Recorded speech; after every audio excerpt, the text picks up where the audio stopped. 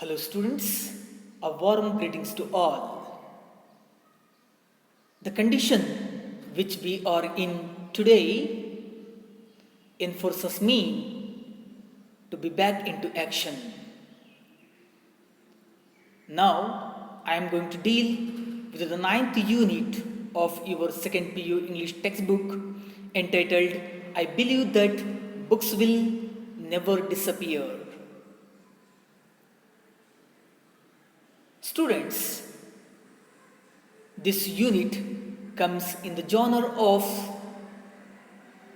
the interview which has happened in between Jorge Luis Borges and Roberto Olifano. This is an excerpt taken from the 24 conversations in between Luis Borges and Roberto Olifano. Students, let's take a dig at the brief biography of Jorge Luis Borges and Roberto Olifano. Considering the biography of Luis Borges, what do we get to see is that he is an Argentine short story writer, essayist, poet, and a translator as well, born in the city of Buenos Aires, which is a capital city of Argentina.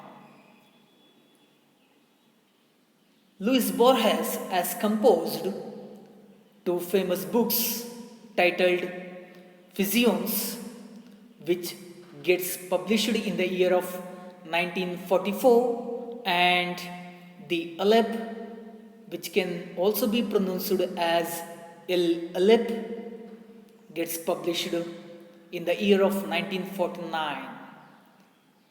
These two literary products of Luis Borges are the collections of short stories. Both of them have brought Luis Borges a name and fame in his career. The theme or an idea that we may get out of these two collections of short stories include dreams, labyrinths, which means complicated paths, libraries, mirrors, infinity, fictional writers, philosophy, religion, and God as well. Luis Borges becomes a recipient of Nobel Prize for his literature posthumously, even after his 32 years of his death.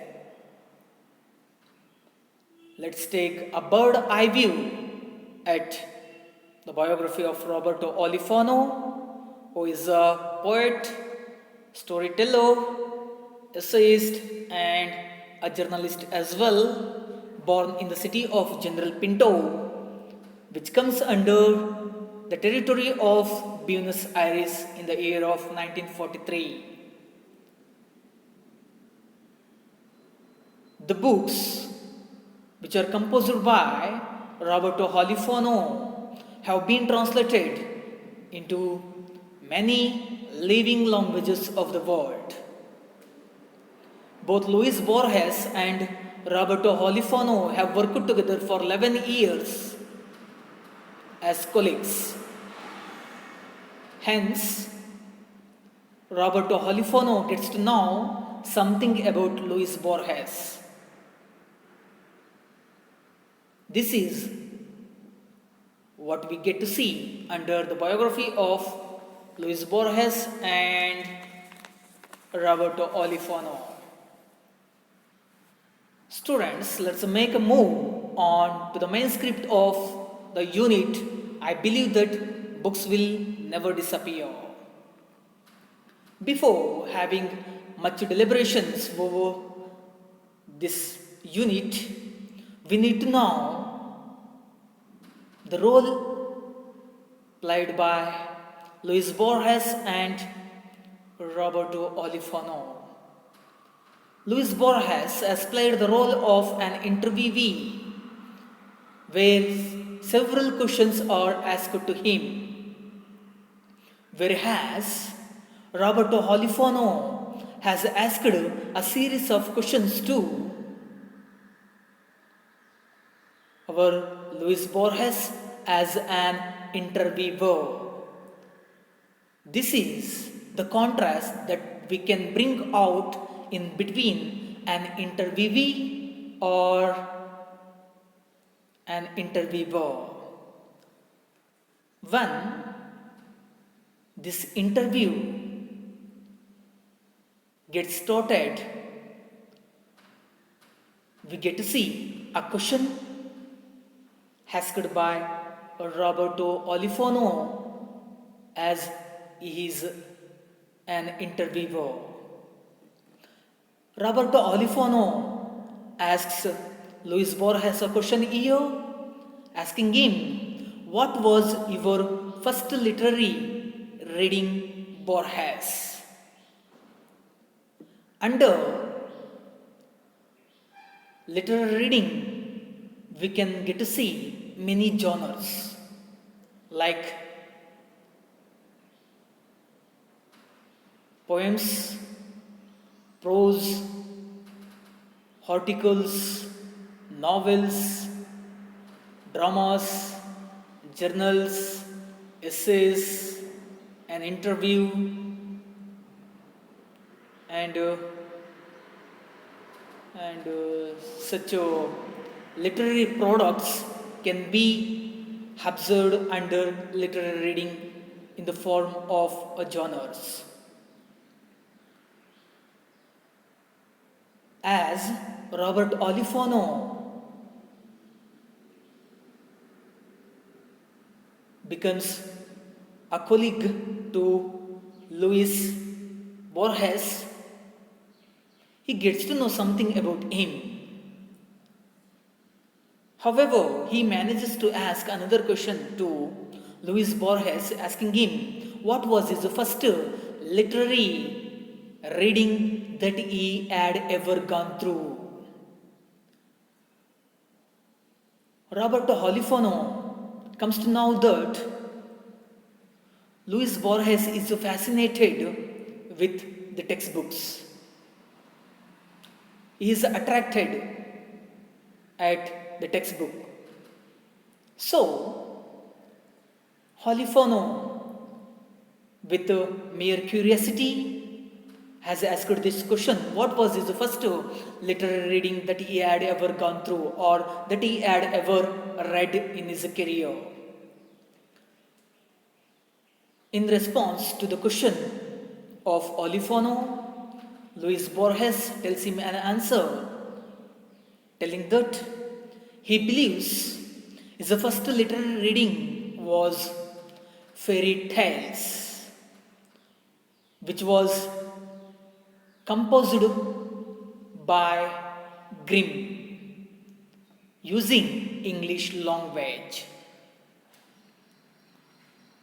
The first literary product that our Luis Borges had ever gone through or ever read was the literary work titled Fairy Tales, which got published using the English language, written by Grimm. That was the first book that our Luis Borges had ever read. In addition to the above statement given by Luis Borges, he keeps telling Olifano that he was much educated by his father's library. Here, after having seen this sentence, we come to know the fact that his father built a mini library in his own home after accumulating several books in his own home and made it a mini library in his home.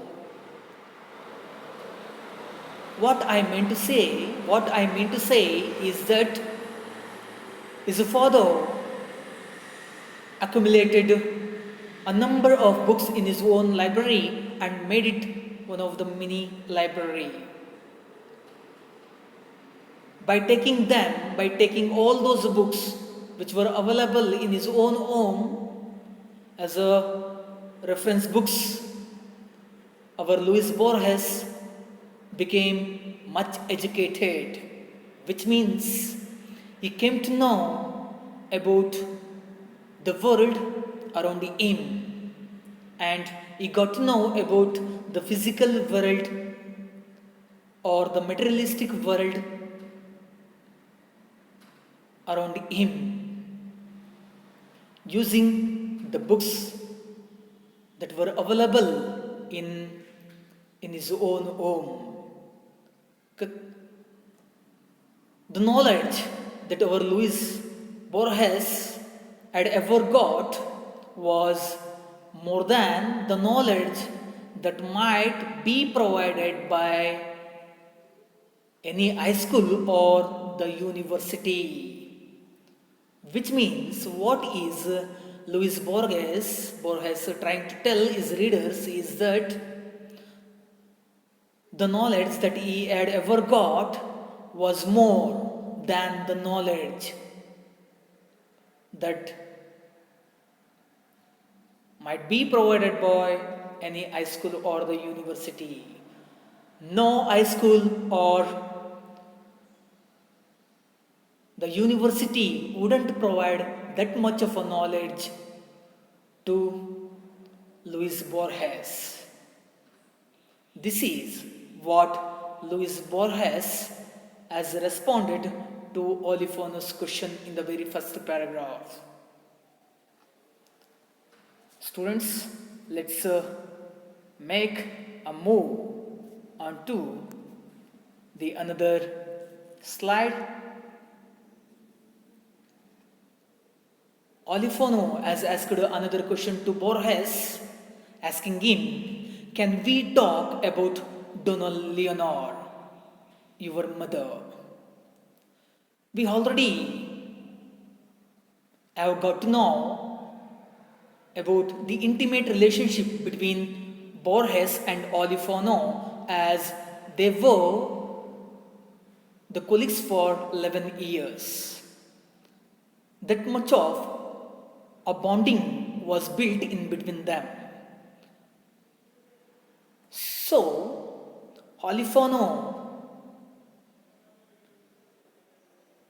have got interfered with the personal life of Borges here.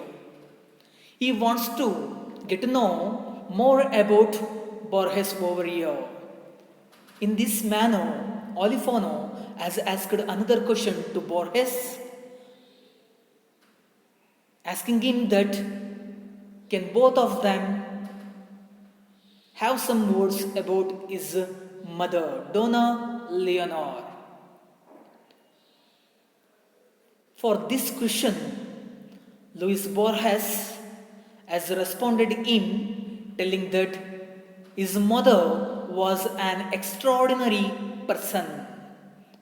Why he says, why does our Borges say like this is that he is much fascinated about his mother, because he thinks that his mother is not an ordinary woman. He has got such a kind of love or an affection from his mother. He thinks that she was a kind woman, a gracious woman, and a woman of a kind heart as well.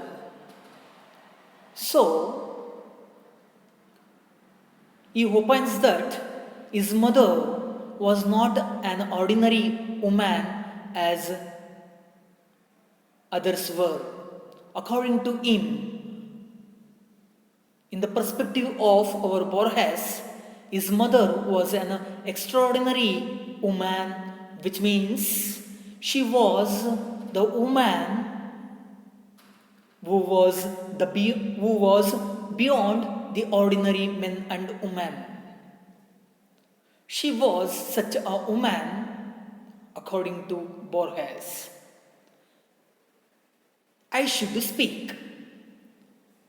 He says that he wants to speak some words about his own mother because he receives that much of love or affection from his mother. He thinks that he should be grateful at his own mother for receiving such kind of a love or affection from her. Above all, of her kindness toward me. According to Borges, she was more sympathized on her own child, Borges. She is a very kind woman. Whenever he was in need or in trouble, she came to his help. She was such a woman. She always showed her sympathy, her mercy over her son. He received such a sympathetic act from his mother. So he wanted to speak some words about his mother as he received kindness, love, sympathy from her. He goes on telling Olifano that I will tell you a secret of mine.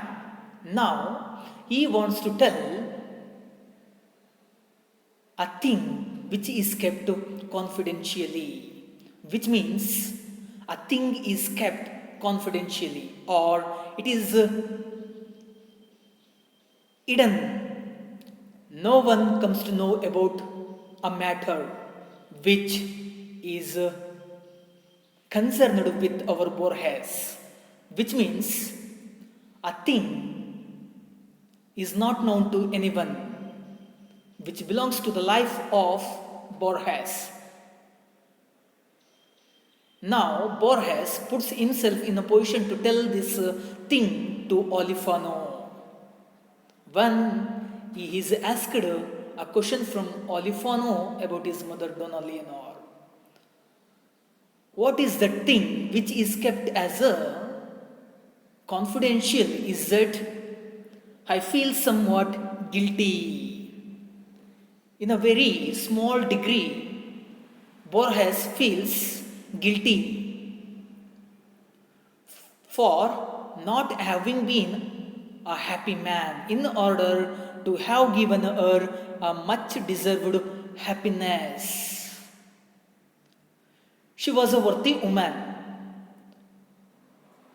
Borges' mother was a worthy woman as she fulfilled all the likes and dislikes of her son Borges. She gave all what our Borges required in his life. But now Borges opines that he was not a happy man. He is not a happy man. His life is filled with a kind of desperation or a sadness. He couldn't find any solace in his life. Because why? Because is that he was not in a position to give a happiness that his mother deserved in her life. A mother, whoever it is, wants to get a happiness from our own children. In the case of Luis Borges' life, Donna Leonor desires to get the same, but she couldn't get in her life. Why? Because is that Borges couldn't give such a happiness to his mother, so that his life was also filled with the desperation. Hence, he feels guilty for not giving such kind of a happiness to his own mother. But she deserved it. She was a worthy woman to get such a happiness from her mother. But in reality, or indeed, she couldn't get. Again, he gives an emphasis over the same sentence. He feels guilty.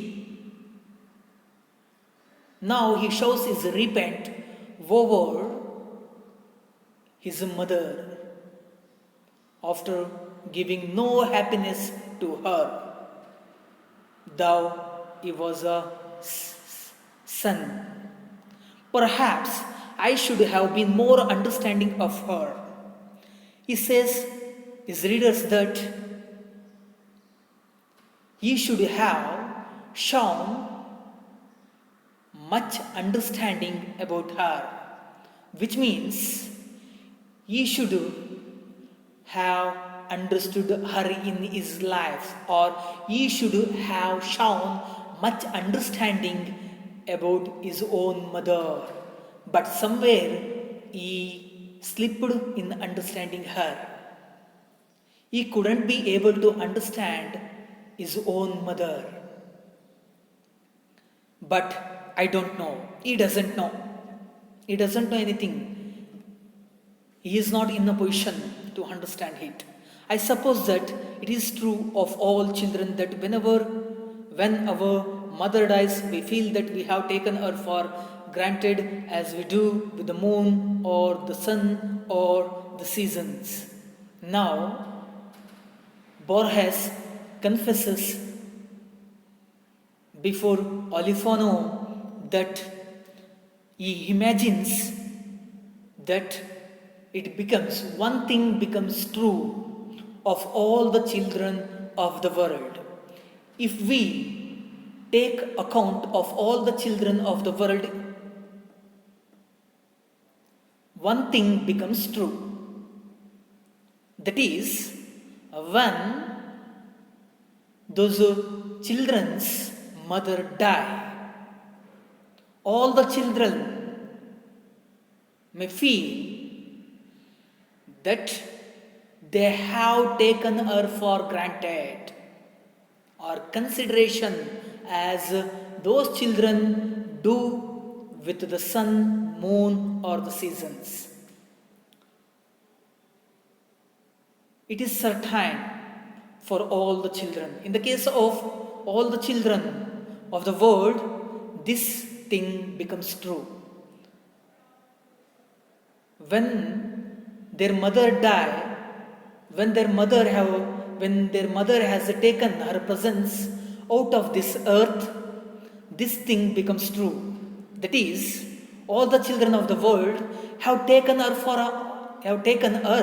for granted or consideration, as they do with the sun, which means every time or every day sun has shown his presence in the sky.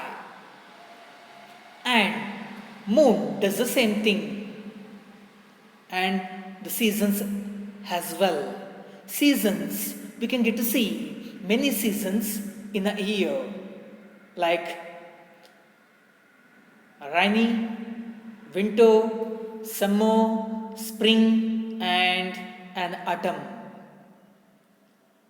They come and go with the people wouldn't give our focus on those seasons, sun or moon. They come and go, but no one has shown their focus over these things, moon, sun, or the seasons. That is what all the children of the world have done the same thing with their mother. No one would give importance or significance towards their mother. They have contempted her, which means all of the children have taken her for granted. In a sense, all the children have rejected her. We feel we have abused her.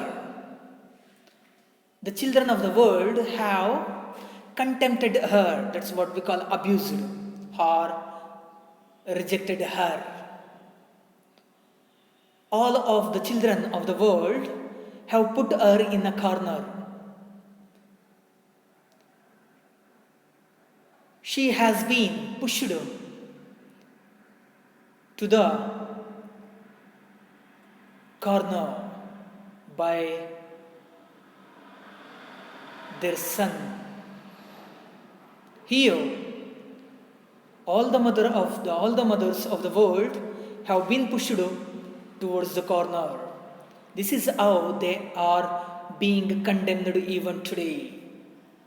You people might have witnessed such kind of an incidents on your television while watching news. Before her death, it doesn't dawn on us. When Donna Leonor is all alive, when she lives her life as others do, it is not the time to understand her, he opines. He is not in a position to understand her. Dawn, in a sense, it is the time before sun rises in the eastern horizon. All the activities of the human beings get started at the moment when dawn comes into presence. But the moment when Donna Leonor is alive, when she lives her life with her son Borges, it is not the time to understand her. He cannot be able to understand her. My mother was an intelligent, though he appreciates her, saying that his mother was an intelligent woman. She has had such geniusness in her. She was such a woman, and a gracious woman too, which means she was such a kind woman. She has always stretched her hand to the people who are in need and to those who are under exploitation, or to those people who are depressed. He believes that she had no enemies at all in her life, as she was a kind woman, or sympathized woman, a most loving woman that our Borges had ever seen in his life. This is what do we see in the present context of this second paragraph. Students, let's take our look at the next question of Olifano. Please forgive me, Borges, for asking you this. What is blindness to you? Students, now Polyphono has asked the forgiveness of Borges, as he has asked such a question which might give him a pain, as our Polyphono thinks. Polyphonos, so he asks the forgiveness of Borges by asking him, please forgive me. He asks his pardon for asking this question about his mother, Donna Leonor. That is what you people can also do the same thing. Whenever you hurt anyone who is your best companion, asking him or her a question which may hurt him or her, you can also ask the same question, the same thing over here, which means their forgiveness. And later he takes his turn onto the another thing, that is blindness. Here we are for sure that blindness has stricken the life of Borges. We come students here, we come to know that Borges is a blind man. Blindness has hit Borges over here when he has reached the age of 55. He has been stricken with the blindness. He has lost his eyesight. He is not in a position to see the world around him. The visibility is not known to our Borges after reaching the age of 55. After being asked this question about blindness, Borges tells Polyphono an answer, telling that, well, it's a good question. Now, blindness is a way of life. He confesses before Polyphono that blindness is a way, one of the way or path through which he goes. Which means he has accepted his blindness in his life. Students, whenever something hurts you people, you might be in a sadness. So no one wouldn't lose their life after thinking that they are in a sadness, they are in a desperation. Here, Borges does the same thing over here. Borges believes in optimism rather than in pessimism. He has an optimistic way of life. This is how Borges looks at the life that he receives in his life. The blindness that he gets in his life has been one of the way through which he goes. He accepts that he needs to go with the blindness only, so that blindness becomes one of the way which he uses in his life. And it aids him a lot. It assists Borges a lot.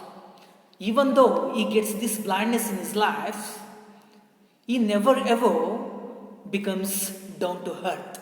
He has accepted it in his life. As I told you people earlier, he looks at his life with the perspective of an optimism. This is how he accepts his blindness. A way of life that is not entirely unhappy. Though he gets this blindness, it is not only filled with the unhappy. even he gets happiness in his life. The way of life that he goes with is not only filled with unhappiness. The blindness is accepted by him, though he manages to live his life very comfortably. He manages to live his life very happily. He finds solace or happiness. He finds solace or happiness in his life, even after getting the blindness. So he says that the blindness not only gives him an unhappiness, it can provide him happiness too in his life. He says that a writer, and I believe generally all persons must think that whatever happens to him or her is a resource. As a supportive statement to the above, here Borges adds more to his previous statements, telling Olifano that a writer and Borges believe that they have trust in them. About what? Let's see. Generally, all the persons of the world must think. Here, all the persons, all the residents of the world are made to think by a writer and our Borges that whatever happens, whatever comes to them in their lives, whatever comes to him or her becomes a resource in which they would get useful things, which means resource is an asset which can assist them a lot, providing them a much needed things for their survival and for their deeds. So, commonly it is advised by a writer and our Borges that all the persons commonly must think themselves whatever comes in their life, whatever comes to her or him in his or her life is a resource.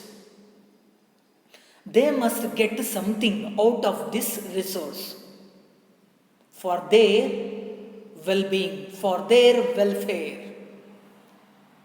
They must think all the things which will be given to them in their life as a resource only, so that we can transmute them, we can change them, so that we will become a stronger person than we were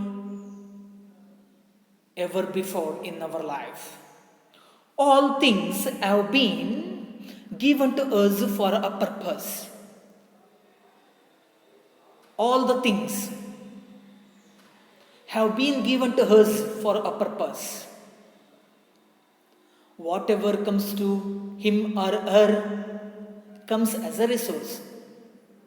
This is seen clearly by us in our previous statement. Now, let's consider whatever happens or comes as all things. All the things, whether it's living things or non-living things, they have been given to them, given to the people for a purpose. All those things will be provided to the people with a purpose only, having a purpose only.